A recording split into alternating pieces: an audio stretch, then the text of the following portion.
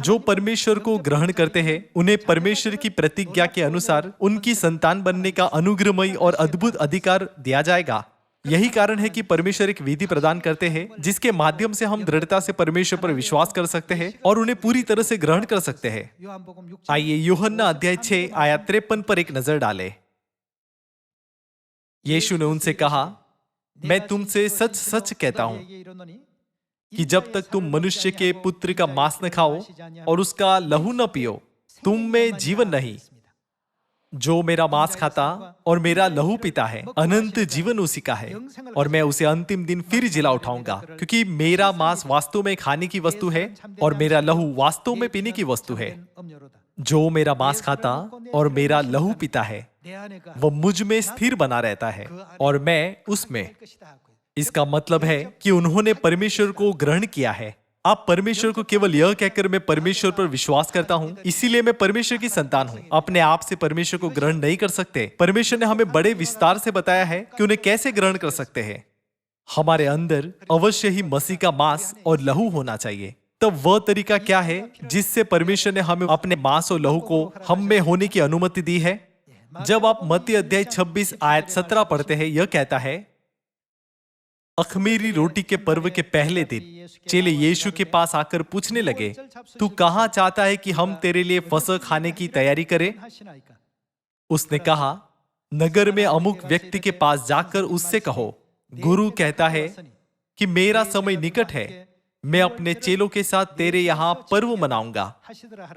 अतः चेलों ने यीशु की आज्ञा मानी और फसह तैयार किया।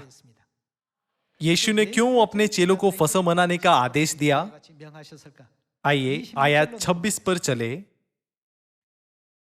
जब वे खा रहे थे तो यीशु ने रोटी ली और आशीष मांगकर तोड़ी और चेलों को देकर कहा, लो खाओ, यह मेरी देह है। जब आप आयत 27 पढ़ते हैं, यह लिखा है, फिर उसने कटोरा लेकर, क्या यह फसह का दाखमधु नहीं, धन्यवाद किया और उन्हें देकर कहा, तुम सब इसमें से पियो, क्योंकि यह वाचा का मेरा वह लहू है जो बहुतों के लिए पापों की क्षमा के निमित्त बहाया जाता है।